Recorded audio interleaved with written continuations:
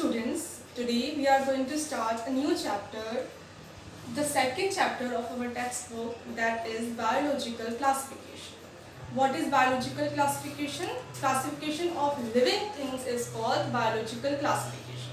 अगर living things का classification करें, उनको classify करते हैं, groups बना दें उनकी, तब उसको कहेंगे biological classification. तो all living things को classify करने के लिए time to time बहुत से scientists ने अलग अलग classification system produce किए. सबसे स्टार्टिंग में जो सिस्टम प्रोड्यूस हुआ, लास्ट चैप्टर में भी, लास्ट लेक्चर में भी डिस्कस किया था, जो फर्स्ट सिस्टम था क्लासिफिकेशन का, उसमें सारे ही ऑर्गेनिजम्स को 2 ग्रुप्स में डिवाइड कर दिया था, क्लासिफाई कर दिया था. वो ग्रुप्स कौन से थे? Plants and animal. 2 ग्रुप्स बना दिए थे, प्लांट्स एंड एनिमल्स, उनमें ही सबको क्लासिफाई कर दिया. जो प्लांट लाइक लगे उनको प्लांट्स में रख दिया, और जो एनिमल लाइक लगे उनको एनिमल में रख दिया. इसके बाद 1969 में जो मेन सिस्टम है क्लासिफिकेशन का, वो प्रपोज किया R.H. Whittaker साइंटिस्ट ने. वो था 5 किंगडम क्लासिफिकेशन. तो फर्स्ट टॉपिक ही चैप्टर का 5 किंगडम क्लासिफिकेशन.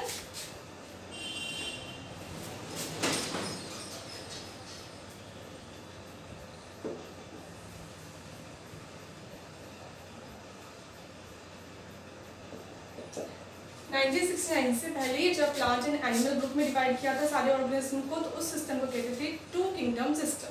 2 किंगडम्स बना दिए थे, प्लांट एंड एनिमल. पर वो अप्रोप्रिएट नहीं था, क्योंकि बहुत से ऐसे ऑर्गेनिज्म होते हैं जिनको अपन ना प्लांट में रख सकते ना एनिमल में रख सकते. उनमें बहुत से मिक्स्ड कैरेक्टर्स होते हैं और बहुत से यूनिक कैरेक्टर्स भी प्रेजेंट होते हैं. तो उन्हें किसी और किंगडम में रखना, किसी और ग्रुप में रखना ज़्यादा अप्रोप्रिएट रहेगा.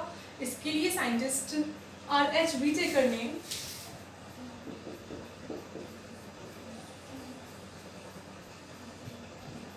1969 में प्रपोज किया classification system 5 kingdom of classification.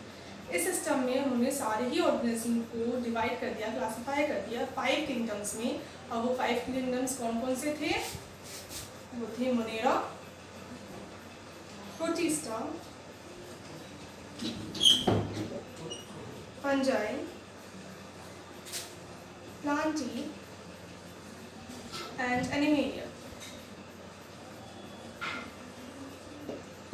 5 groups उन्होंने बना दिए सारे ऑर्गेनिजम्स के लिए. अब ये ग्रुप्स उन्होंने बनाए, तो किस बेसिस पे बनाए? ये सिस्टम का क्लासिफिकेशन का क्या बेसिस था उनकी? उन्होंने 3 थिंग्स को ध्यान में रखा, 3 थिंग्स को कंसिडर किया क्लासिफाई करने के लिए ऑर्गेनिजम्स को. 3 थिंग्स थी. फर्स्ट,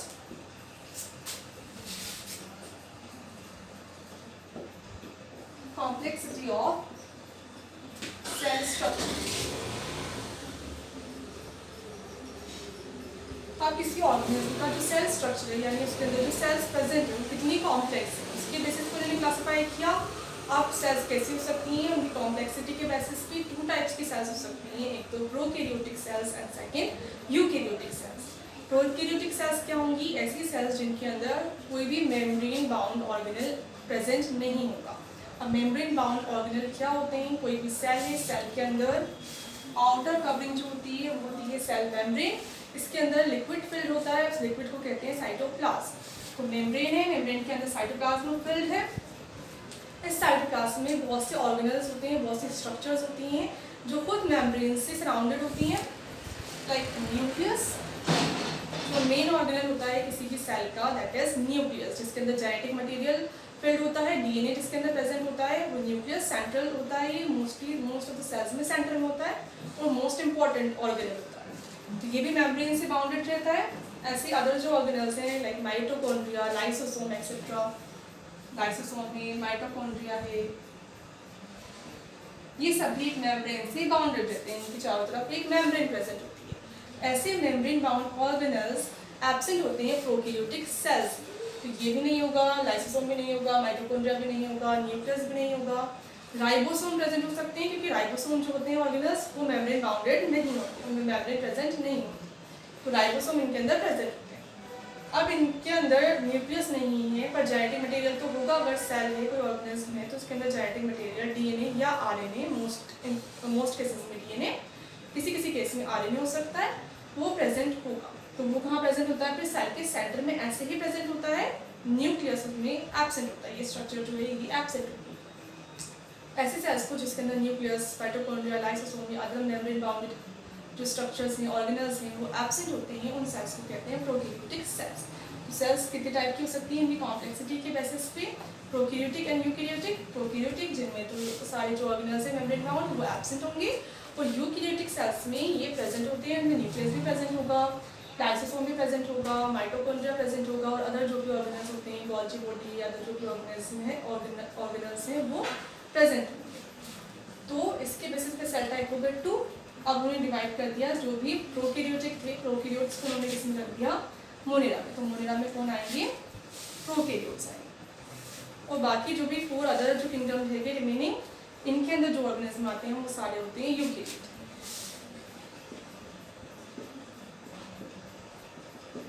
सिर्फ मोनेरा है प्रोकैरियोटिक, अदर सारे जो हैं वो हैं यूकैरियोटिक। अब सेकंड उन्होंने जो बेसिस लिया क्लासिफिकेशन का वो था कॉम्प्लेक्सिटी ऑफ ऑर्गेनिजम्स बॉडी। अब ऑर्गेनिज्म की बॉडी कितनी कॉम्प्लेक्स है?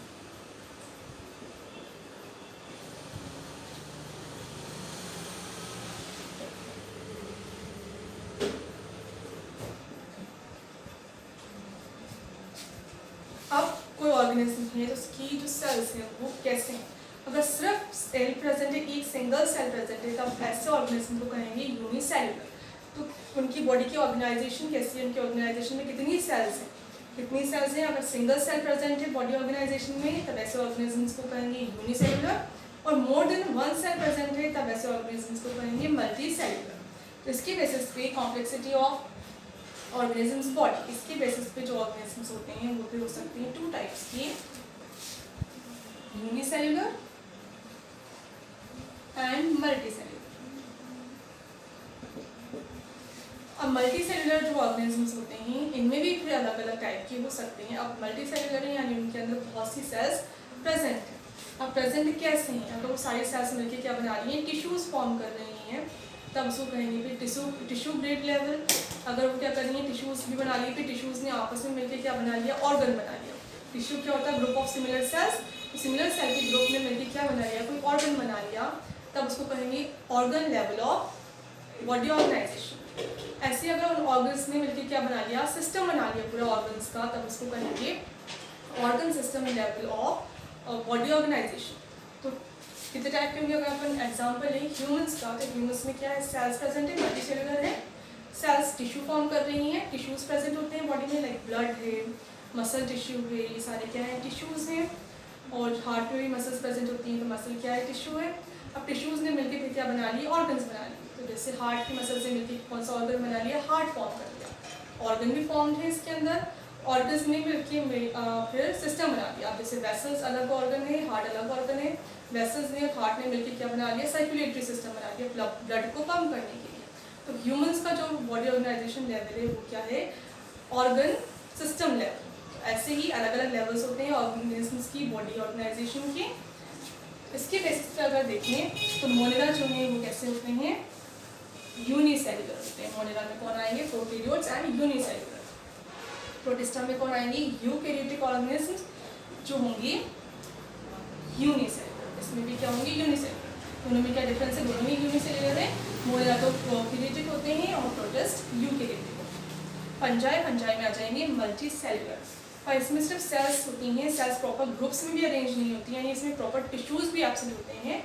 इससे सिर्फ क्या है? ये मल्टीसेल्युलर है, और लूज टिश्यूज होते हैं, इसके अंदर टिश्यूज प्रेजेंट भी होते हैं तो अच्छे से ऑर्गेनाइज नहीं होते, सिर्फ मल्टीसेल्युलर ही कंसिडर करते हैं, या फिर कह सकते हैं लूज टिश्यूज आर प्रेजेंट। इसके बाद प्लांट, अब इसमें टिश्यूज प्रॉपर बन जाते हैं, ऑर्गन्स भी बन जाते हैं। तो ये है फिर टिश्यू, मल्टीसेल्युलर तो है, साथ में टिश्यू एंड ऑर्गन दोनों फॉर्म, टिश्यूज भी फॉर्म हो गए, ऑर्गन्स भी फॉर्म हो गए।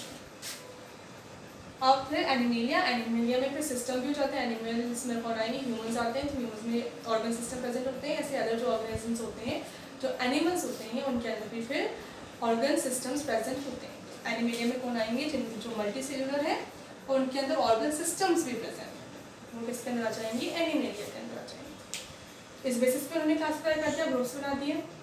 अब थर्ड जो उन्होंने देखी चीज़ वो था मोड ऑफ न्यूट्रिशन।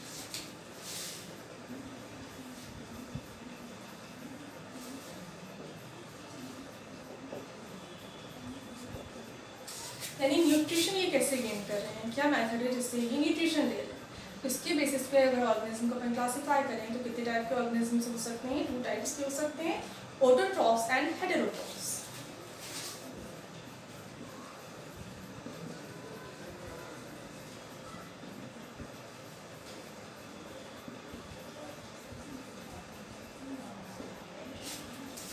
ऑटोट्रॉफ्स क्या होते हैं, जो अपना फूड खुद प्रिपेयर करते हैं, न्यूट्रिशन खुद ही अपना प्रिपेयर करके खुद ही ले लेते हैं। और हेटेरोट्रॉफ्स जो होते हैं वो अदर ऑर्गेनिज्म पे डिपेंड करते हैं न्यूट्रिशन। अब ऑटोट्रॉफ्स जो होते हैं जो खुद ही फूड प्रिपेयर कर लेते हैं, उसी से न्यूट्रिशन गेन करते हैं, ये भी कितने टाइप के हो सकते हैं, फिर 2 टाइप्स के हो सकते हैं, photo autotrophs and chemo autotrophs. Autotrophs भी कितने टाइप के हो गए, 2 टाइप्स के हो गए, photo autotrophs and chemo autotrophs. अब इनमें क्या डिफरेंस है, फोटो ऑटोट्रॉफ्स तो क्या करते हैं, फोटोसिंथेसिस के प्रोसेस के थ्रू सनलाइट की जो एनर्जी है उसको यूज करके अपना फूड प्रिपेयर करते हैं। जैसे प्लांट्स, हम किसके अंदर आ जाएंगे, ऑटोट्रॉफ्स में आ जाएंगे। और कीमो ऑटोट्रॉफ्स क्या करते हैं, जो केमिकल रिएक्शंस होती हैं उनसे जो एनर्जी प्रोड्यूस होती है उनका यूज करते हैं फूड प्रिपरेशन में, वो किसमें आ जाएंगे, कीमो ऑटोट्रॉफ्स में आ जाएंगे। तो अपन ने इस प्रीवियस जो चैप्टर है उसमें स्टडी किया है कीमो ऑटोट्रॉफ्स का एग्जाम्पल क्या है, आर्किया जो डोमेन में आते हैं, बैक्टीरिया लाइक ऑर्गेनिजम्स जिनको नेम दिया था पहले आर्किबैक्टीरिया, वो कैसे होते हैं, कीमो ऑटोट्रॉफ्स होते हैं। यानी वो केमिकल रिएक्शन से जो एनर्जी प्रोड्यूस होती है उसका फूड प्रिपरेशन में यूज़ करते हैं। इसके बेसिस पे डिवाइड कर सकते हैं, ग्रुप्स बना सकते हैं अपन ऑर्गेनिजम्स के। एंड सेकंड हेटेरोट्रॉफ्स जो दूसरों पर डिपेंड करते हैं न्यूट्रिशन के लिए। अब हेटेरोट्रॉफ्स भी फिर सेवरल टाइप्स के हो सकते हैं, कौन कौन से हो सकते हैं, एक हो सकते हैं होलोजोइक,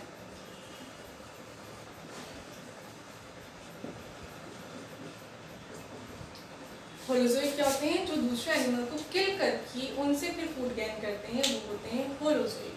पूरा उसको किल कर देंगे एनिमल को और फिर उससे न्यूट्रिशन लेंगे, उससे अपनी जो भी नेसेसिटीज़ हैं उनको फुलफिल करेंगे, वो होते हैं होलोजोइक। लाइक टाइगर है, लायन है, ये सारे क्या हैं, होलोजोइक। नेक्स्ट होते हैं पैरासाइट्स।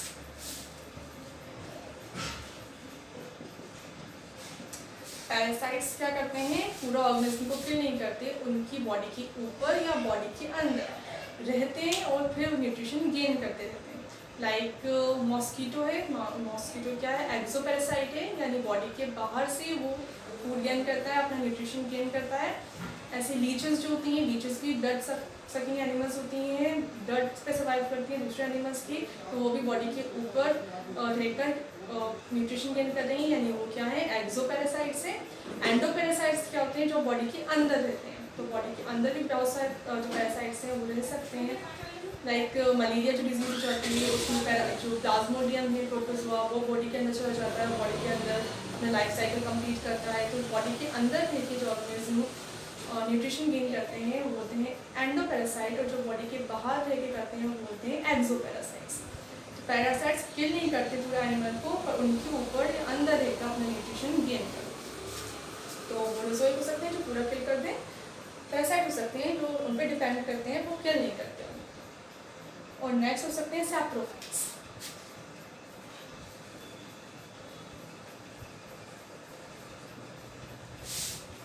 सैप्रोफाइट्स क्या करते हैं, dead and decaying organic material जो होता है उस पर डिपेंड करते हैं, अपना फूड खुद प्रिपेयर नहीं कर रहे और दूसरे ऑर्गेनिज्म पर डायरेक्टली डिपेंड नहीं कर रहे, उसको कोई हार्म नहीं कर रहे, जो डेड एंड डिकेइंग मटेरियल है उसके ऊपर ग्रो कर जाते हैं, उससे अपना न्यूट्रिशन लेते हैं, उनको क्या कहते हैं फिर सैप्रोफाइट्स।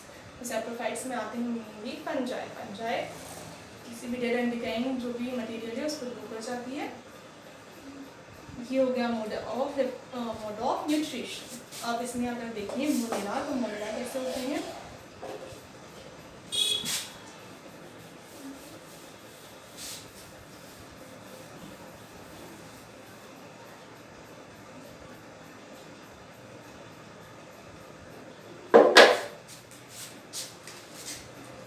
मोलेरा जो होते हैं ये इनमें आते हैं मोस्टली जो बैक्टीरिया है, बैक्टीरिया सारे इसके अंदर आ जाते हैं। तो बैक्टीरिया कैसे हो सकते हैं, फोटोसिंथेटिक भी हो सकते हैं, कीमो ऑटोट्रॉफ्स भी हो सकते हैं, फोटो ऑटोट्रॉफ्स भी हो सकते हैं, होलोजोइक भी हो सकते हैं, पैरासाइट पैरासाइटिक भी हो सकते हैं और सैप्रोफाइटिक भी हो सकते हैं, सारे टाइप के हो सकते हैं। होलोजोइक रेयरली होते हैं, मेनली होते हैं photoautotrophs, chemoautotrophs, parasites and saprophytes on Monera में जो आते हैं बैक्टीरिया। तो प्रोटिस्टा में भी सारे मैकेनिज्म होते हैं। कीमो ऑटोट्रॉप्स नहीं होते, ये फोटोऑटोट्रॉप्स हो सकते हैं, होलोजोइक हो सकते हैं, पैरासाइटिक हो सकते हैं एंड सैप्रोफाइटिक रेयरली होते हैं। और जो फंजाई है, फंजाई मोस्टली सैप्रोफाइटिक होते हैं या पैरासाइटिक भी हो सकते हैं। और प्लांटी जो है, प्लांटी फोटोऑटोट्रॉप्स होते हैं, ये अपना फूड फोटोसिंथेसिस के प्रोसेस के थ्रू खुद प्रिपेयर करते हैं। एनिमेलिया कैसे होंगी? होलोजोइक होते हैं, मोस्टली दूसरों को पूरा किल करके उनको सर्वाइव करते हैं, भले प्लांट हो या एनिमल हो। हर्बीवर्स भी हो सकते हैं, कार्निवोर्स भी हो सकते हैं, पैरासाइट्स हो सकते हैं और सैप्रोफाइट रेयरली होते हैं। तो ये भी एक बेसिस था, उन्होंने क्लासिफाई किया जिस बेसिस पे ऑर्गेनिजम्स को। अब नेक्स्ट डिफरेंस क्या होता है इनमें, ये तो उन्होंने क्लासिफाई करने के लिए बेसिस लिए 3 बेसिस थे। क्या था? Complexity of cell structure, complexity of body organization and mode of nutrition. इसके अलावा अपन इनको अगर देखें तो इनमें सेल वॉल प्रेजेंट है या नहीं है, इसके बेसिस पे भी इनको अरेंज कर सकते हैं। मोएरा जो होते हैं इनके अंदर सेल वॉल प्रेजेंट होती है।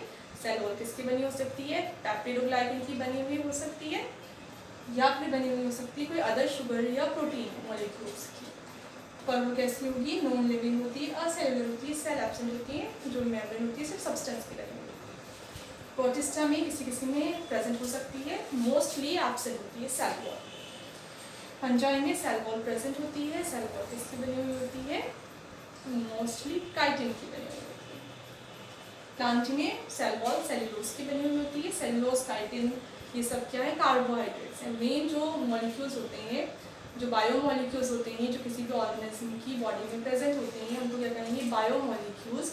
तो मोस्टली 3 होते हैं, 3 टाइप के होते हैं, carbohydrates, lipids and proteins।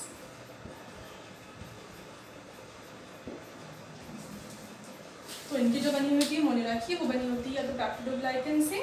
Peptidoglycan क्या है? शुगर एंड प्रोटीन है, sugar plus protein.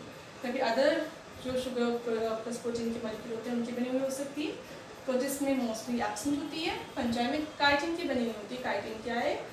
Carbohydrate. Plantae में सेल्यूलोज की बनी होती है, सेल्यूलोज भी क्या है? कार्बोहाइड्रेट। एनिमेलिया में एब्सेंट। ठीक है, तो ये डिफरेंस है 5 किंगडम्स में। अब इनका डिटेल स्टडी करेंगे। सबकी फर्स्ट जो किंगडम है that is Monera.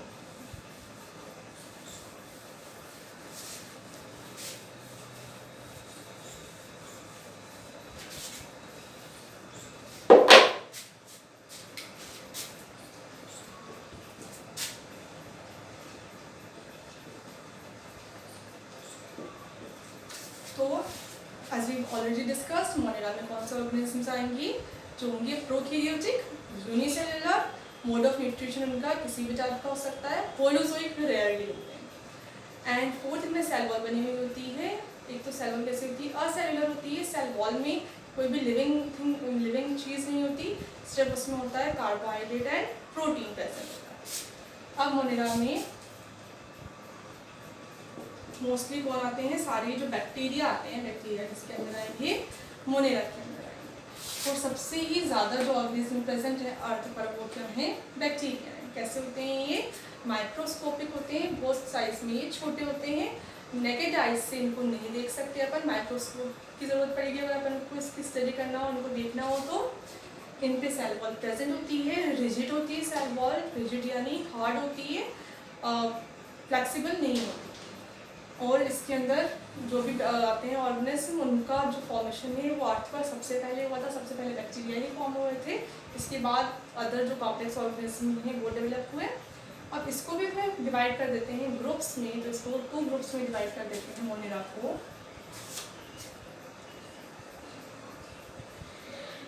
Archie bacteria and blue bacteria या डायरेक्ट बैक्टीरिया लिख सकते हो।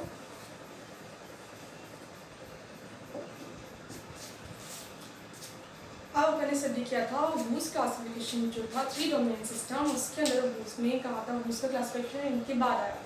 उन्होंने कहा था आर्की बैक्टीरिया नहीं होते हैं और उनको उनको अलग डोमेन में रख दिया था, आर्किया के अंदर रख दिया था।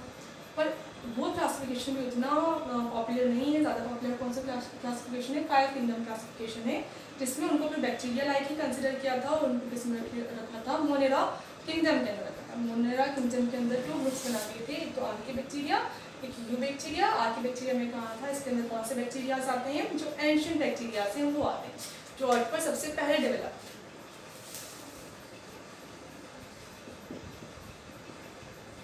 और यू बैक्टीरिया के अंदर आते हैं ट्रू बैक्टीरिया। ट्रू बैक्टीरिया जो इनके बाद डेवलप हुए और जो जिनमें मेन कैरेक्टरिस्टिक फीचर्स होते हैं बैक्टीरिया के। अब आर्की बैक्टीरिया को अपन पहले ही स्टडी कर चुके हैं। जो डोमेन आर्किया था सेम वही आएगा इसके अंदर, वही चीज़ें आएंगी सारी, आर्की बैक्टीरिया ही थी उस डोमेन के अंदर। तो नोट्स में भी क्या करोगी? जो डोमेन आर्किया में लिखवाया है वही नोट करोगी आर्की बैक्टीरिया। ठीक है, डोमेन मत लिखना, डोमेन नहीं है। अभी किसका क्लासिफिकेशन पढ़ रहे हैं अपन? बीटेक का क्लासिफिकेशन पढ़ रहे हैं, इसलिए चीज़ वही आएगी क्योंकि सेम थिंग, ये एनिमल ऑर्गेनिज्म सेम ही है, बस वहाँ पे डोमेन कंसिडर किया था, डोमेन आर्किया नाम दिया था उसको। यहाँ पे सिर्फ ग्रुप कंसिडर किया है किसका? मोनेरा किंगडम का, उसको नेम क्या दिया है? Archie bacteria. बाकी चीज़ वही है। क्या होते हैं ये?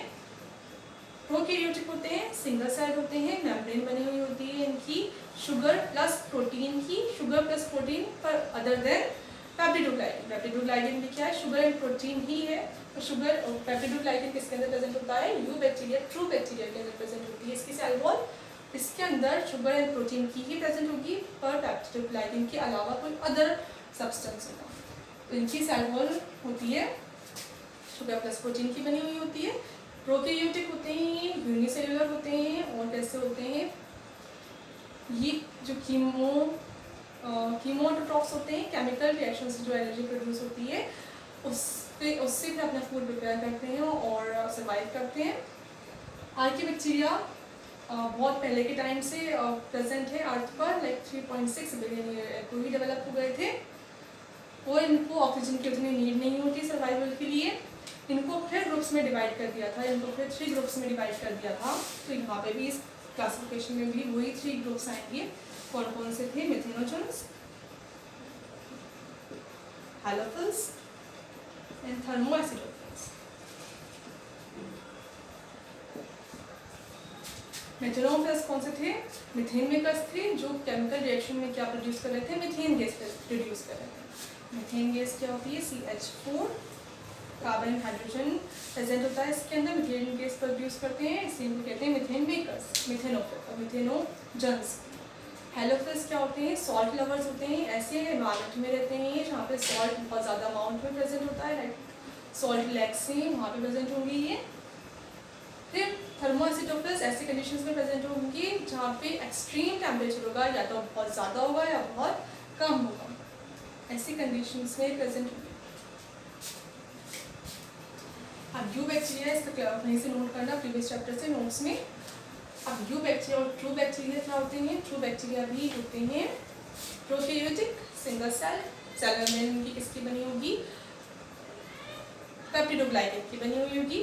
सेल वॉल के ऊपर भी पर इनकी लेयर होती है, एक मेन तो होती है सेल पे सेल मेम्ब्रेन प्रेजेंट होगी, अंदर सेल साइटोप्लाज्म फिल्ड होगा, साइटोप्लाज्म के अंदर मेम्ब्रेन बाउंड ऑर्गेनल्स एब्सेंट होंगी क्योंकि बैक्टीरिया है, मोनेरा के अंदर आ रहा है, प्रोकैरियोट है, but other organelles like ribosome present हो सकते हैं। इसके ऊपर होगी सेल वॉल, इसके ऊपर सेल वॉल की लेयर होती है जो पेप्टिडोग्लाइकन की बनी हुई होती है। पेप्टिडोग्लाइकन को ही एक और क्या कहते हैं? एक और टर्म है उसके लिए, कॉमन टर्म म्यूरिन। तो म्यूरिन आ जाए तो म्यूरिन तो कॉमन नेम है पेप्टिडोग्लाइकन का जो सेल वॉल में प्रेजेंट होता है, तो पेप्टिडोग्लाइकन उसका केमिकल नेम, सेम थिंग है। इसके ऊपर इसके कैप्सूल प्रेजेंट होता है, हार्ड कैप्सूल प्रेजेंट होगा इसके प्रोटेक्शन के लिए, उसको कहते हैं फिर सिंगल कैप्सूल। या फिर स्लाइम लेयर, स्लाइम लेयर जो होती है वो भी बनी हुई होती है कार्बोहाइड्रेट की होती है, स्लाइमी होती है, थोड़ी चिकनी होती है, बट हार्ड होती है, प्रोटेक्शन का वक्त है। अब इसके अंदर जो यू बैक्टीरिया होते हैं वो अलग अलग शेप एंड साइज़ के होते हैं, उनमें अलग अलग फीचर्स होते हैं, अलग अलग टाइप के बैक्टीरिया के अंदर, अलग अलग टाइप की बैक्टीरिया के अंदर। इनमें फ्लैजुला प्रेजेंट हो सकते हैं। फ्लैजुला क्या होते हैं? हेयर लाइक प्रोजेक्शन होते हैं। इनकी सेल मेम्ब्रेन से निकले हुए रहेंगे हेयर लाइक प्रोजेक्शंस, इनको क्या कहेंगे? फ्लैजुला। फ्लैजुला किस में हेल्प करते हैं? इनकी लोकोमोशन में हेल्प करते हैं, मूवमेंट में हेल्प करते हैं, ये मूव करते हैं जिससे जो बैक्टीरिया है वो आगे बढ़ता है। फ्लैजुला प्रेजेंट हो सकते हैं, जरूरी नहीं है हर बैक्टीरिया में ही हो सकते हैं प्रेजेंट। और इसके बाद कुछ जो बैक्टीरिया हैं उसमें और स्ट्रक्चर्स प्रेजेंट होती हैं, हेयर लाइक स्ट्रक्चर्स ही होती हैं, प्रोजेक्शंस निकले होते हैं सेल के बाहर, जिनको कहते हैं पाइली। ऐसे बाहर निकले होते हैं पाइली या फिम्बरी।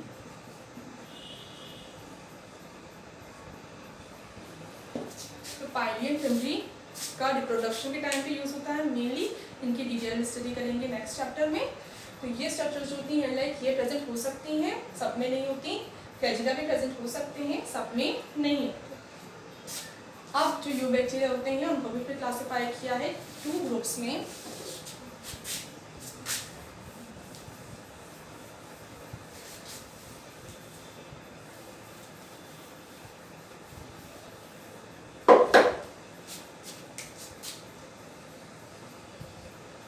Cyanobacteria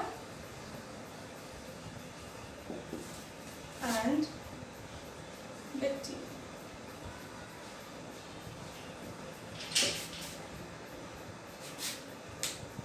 साइनोबैक्टीरिया में आते हैं ब्लू ग्रीन एल्गी। कैसे होते हैं ये? फोटोसिंथेटिक होते हैं, यानी फोटोसिंथेसिस के प्रोसेस के थ्रू अपना फूड खुद प्रिपेयर करते हैं और साथ में ऑक्सीजन गैस भी रिलीज करते हैं। सबसे पहले बने थे आर्कीबैक्टीरिया। आर्कीबैक्टीरिया ऑक्सीजन का यूज़ नहीं कर रहे थे। उसके बाद बने साइनोबैक्टीरिया। 3.2 बिलियन ईयर्स अगो इनका डेवलपमेंट हो गया था और इन्होंने क्या करा? ऑक्सीजन प्रोड्यूस करना स्टार्ट कर दिया, जिससे एनवायरनमेंट में उस टाइम पे जहाँ पर ऑक्सीजन एब्सेंट थी, इनकी प्रेजेंस की वजह से जब इन्होंने ऑक्सीजन रिलीज करी तो एनवायरनमेंट में क्या आ गई? ऑक्सीजन की आ गई। ऑक्सीजन आ गई, इससे जो ऑर्गेनिज्म थे और ज़्यादा डेवलप हो गए और कॉम्प्लेक्स जो ऑर्गेनिज्म में जो आज प्रेजेंट है अर्थ पर वो प्रोड्यूस हो गए। और बैक्टीरिया जो अदर टाइप की ट्रू बैक्टीरिया हैं वो प्रोड्यूस हो गए। आप साइनोबैक्टीरिया जो होते हैं वो कैसे होते हैं? ये सिंगल सेल्ड होते हैं, प्रोकैरियोट्स होते हैं। पर ये कैसे रह सकते हैं? कॉलोनीज में रह सकते हैं। आप सिंगल सेल्ड होते हैं, अभी सिंगल सेल है, एक ऑर्गेनिज्म में है, अभी क्या करते हैं? कॉलोनी बना लेते हैं। बहुत सारे ऐसे ऑर्गेनिज्म एक साथ रहते हैं और क्या बना लेते हैं? कॉलोनी बना लेते हैं। अब कैसे दिख रहे हैं? ये फिलामेंट जैसे दिख रहे हैं, एल्गी जैसे दिखते हैं, होते भी ग्रीन कलर की, एल्गी भी ग्रीन कलर की होती है, एल्गी भी फिलामेंटस होती है मोस्टली।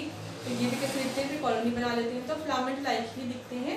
इसलिए इनको पहले क्या कंसिडर करते थे? एल्गी कंसिडर करते थे। पर बाद में पता चला कि ये पूरा एक एनिमल नहीं है, एक ऑर्गेनिज्म नहीं है, ये बहुत सारे ऑर्गेनिजम्स का ग्रुप है। तो बहुत सारे सेल्स, ये सिंगल ऑर्गेनिज्म है, ये सिंगल ऑर्गेनिज्म है, उन्होंने ग्रुप बना लिया, कॉलोनी बना ली, कॉलोनी में रहने लगे। तो इसको क्या कहा? फिर उन्होंने कहा कि नहीं ये बैक्टीरिया ही है और नाम दिया उसको साइनोबैक्टीरिया। अब जरूरी नहीं सब कॉलोनी ही बनाए, अकेले भी रह सकते हैं, फ्री लिविंग हो सकते हैं। कॉलोनी बनाए तब उसको क्या कहेंगे? फिर कॉलोनी। ऐसे एक भी फिलामेंट हो सकता है, अगर सिंगल सेल भी है वो भी फिलामेंट लाइक हो सकती है, ऐसे भी रह सकते हैं। अलग अलग टाइप के होते हैं। अब इसमें किसी में क्या होता है? कोई और जो साइनोबैक्टीरिया होते हैं, एग्जाम्पल नोस्टॉक एंड एनाबिना, ये किस में हेल्प करते हैं? नाइट्रोजन फिक्सेशन में हेल्प करते हैं। जो एनवायरनमेंट में या वाटर में कहाँ पे रहते हैं? मोस्टली एक्वेटिक एनवायरनमेंट में रहते हैं। टेरेस्ट्रियल भी हो सकते हैं, टेरेस्ट्रियल मीन्स लैंड पे भी रह सकते हैं, बट मोस्टली क्या होते हैं? एक्वेटिक होते हैं। तो जो वाटर के अंदर जो एक्वेटिक मीडियम है, सी है, रिवर है, पॉन्ड है, वहाँ पर क्या करते हैं? ये वहाँ पे जो वाटर के अंदर ऑक्सीजन प्रेजेंट है उनको उनकी कंपाउंड ऑक्सीजन नाइट्रोजन जो प्रेजेंट है, नाइट्रोजन कैसे प्रेजेंट होती है? वाटर के अंदर भी, एयर में भी N2 की फॉर्म में होती है और वाटर के अंदर भी किसमें होती है? N2 की फॉर्म में होती है, गैसेस फॉर्म में होती है। ये क्या करते हैं? इसके साथ रिएक्ट करके इसको कंपाउंड्स में चेंज कर देते हैं। इसके नाइट्रिक एसिड बना देते हैं, नाइट्रस बना देते हैं, ऐसे इनके कंपाउंड्स बना देते हैं। फिर उनका यूज़ कौन करते हैं? जो प्लांट्स होते हैं, जो प्लांटी किंगडम के अंदर मेन जो प्लांट्स आते हैं वो यूज़ कर देते हैं उस ऑक्सीजन का, या अदर जो भी ऑर्गेनिजम्स में हैं वो नाइट्रोजन का यूज़ कर देते हैं, नाइट्रोजन। अब नोस्टॉक और एनाबिना में होते कैसे हैं ये फिलामेंटस कॉलोनियल होते हैं, फिलामेंट जैसे दिखते हैं। इनमें स्पेशल सेल्स प्रेजेंट होती हैं, इसकी कोई सी सेल्स हो जाती है, मॉडिफाई हो जाती है, उसको क्या कहते हैं फिर हेटेरोसिस।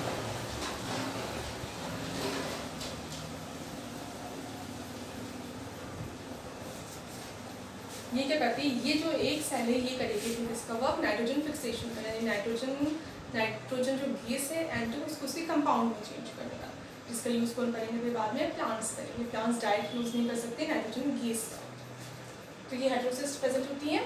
अब एक और कंडीशन क्या करते हैं ये ऐसे, तो क्या है बेनिफिशियल साइनोबैक्टीरिया है। इसके अलावा कुछ साइनोबैक्टीरिया होते हैं जो हार्मफुल होते हैं पॉल्यूशन की वजह से। फैक्ट्रीज में बहुत सारे जो भी प्रोडक्ट्स बनते हैं उनमें बहुत सारे केमिकल्स यूज़ में आते हैं, जिसके अंदर क्या होता है नाइट्रोजन प्रेजेंट होता है, फॉस्फोरस प्रेजेंट होता है, या अदर जो भी मिनरल्स होते हैं वो प्रेजेंट होते हैं। अब जो भी वेस्ट होता है उन फैक्ट्रीज़ का, वो फैक्ट्रीज उस वेस्ट को कहाँ रिलीज़ कर देती है, कोई भी एक्वेटिक हैबिटाट है, कोई पॉन्ड है, लेक है, वहाँ पर रिलीज़ कर देती है। इसकी वजह से जो पॉन्ड या लेक है वहाँ पे मिनरल्स जो हैं, न्यूट्रिएंट्स जो हैं वो बहुत ज़्यादा हो जाते हैं, नाइट्रोजन है, फॉस्फोरस है, इनका अमाउंट क्या होता है बहुत ज़्यादा बढ़ जाता है। अब नोस्टो को एंड बनाने के लिए ये कंडीशन याद है, जो भी साइनोबैक्टीरिया है जो यूज़फुल नहीं है या कोई भी साइनोबैक्टीरिया है उसके लिए वो और जो न्यूट्रिएंट्स होते हैं वो बहुत अच्छे होते हैं, इससे उनकी ग्रोथ बहुत ज़्यादा हो जाती है। ऐसे पॉन्ड में जहाँ पे वो वेस्ट रिलीज़ करते हैं फैक्ट्री में, जिसकी वजह से उस पॉन्ड में या लेक में न्यूट्रिएंट्स की लाइक फॉस्फोरस ये नाइट्रोजन ये उनका अमाउंट इंक्रीज़ हो गया, तो वहाँ पे जो साइनोबैक्टीरिया है वो बहुत ज़्यादा ग्रो कर जाते हैं, ये ग्रोथ बहुत ज़्यादा हो जाती है, जिसकी वजह से पूरी जो लेयर होती है, जो सरफेस होता है वाटर का, वो कवर कर लेते हैं ये सारे साइनोबैक्टीरिया। उसकी वजह से जो सनलाइट है वो फिर नीचे के पार्ट तक, जो नीचे ऑर्गेनिज्म प्रेजेंट हैं वाटर के अंदर, वहाँ तक सनलाइट नहीं पहुँच पाती, तो वहाँ पे जो प्लांट्स प्रेजेंट हैं वो भी फोटोसिंथेसिस नहीं कर पाते, या फिर जो ऑक्सीजन है उसकी डिसॉल्व करने की कैपेसिटी भी कम हो जाती है, ऑक्सीजन से डिसॉल्व नहीं कर पाती। जो एयर में ऑक्सीजन प्रेजेंट है जो ऊपर की तो सरफेस से वाटर का वहाँ से रिएक्ट करके पानी के अंदर आ जाती है, तो वो भी एल्गी की लेयर के प्रेजेंट होने की वजह से पानी के अंदर नहीं आ पाती, तो ऑक्सीजन की भी कमी हो जाती है। ये बैक्टीरिया जो है ये साइनोबैक्टीरिया ऑक्सीजन को कंज्यूम भी कर लेते हैं, जिसकी वजह से भी ऑक्सीजन की कमी हो जाती है। इसकी वजह से जो लेक या पॉन्ड या कोई भी एक्वेटिक सिस्टम है वहाँ पे ऑर्गेनिजम्स की डेथ होने लगती है, लाइक एनिमल या प्लांट जो भी प्रेजेंट है वो सर्वाइव नहीं कर पाते, क्योंकि ऑक्सीजन भी कम हो जाती है, सनलाइट भी नहीं आती, इससे वो पूरी जो लेक है वो डेड हो जाती है, कुछ भी नहीं बचता वहाँ पे, सिर्फ क्या बचती है साइनोबैक्टीरिया बचती है। इस कंडीशन को क्या कहते हैं एल्गल ब्लूम। जो एल्गी है ब्लू ग्रीन एल्गी साइनोबैक्टीरिया ये ब्लूम कर जाती है, बहुत ज़्यादा ग्रो कर जाती है। ये कंडीशन जो है ये हार्मफुल है अदर ऑर्गेनिजम्स के लिए, इसलिए जो एल्गल ब्लूम को कॉज करने वाले साइनोबैक्टीरिया है वो भी हार्मफुल।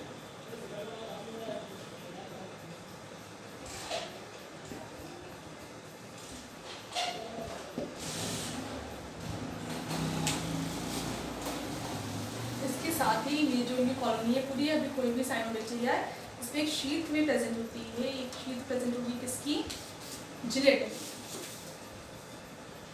क्योंकि कहाँ पे रहते हैं ये एक्वेटिक हैबिटेट में रहते हैं, वाटर के अंदर रहते हैं, तो वाटर क्या कर देता है इसको गला नहीं दे, इनको डिग्रेड नहीं करती, इनकी सेल्स खराब नहीं करती, इसके प्रोटेक्शन के लिए इनके ऊपर कवरिंग होती है जिलेटिन की, जिसकी वजह से जो वाटर है वो एंटर नहीं कर पाता सेल के अंदर, ज़रूरत से ज़्यादा, जितना चाहिए उतना तो आ जाता है, ज़रूरत से ज़्यादा नहीं आ पाता।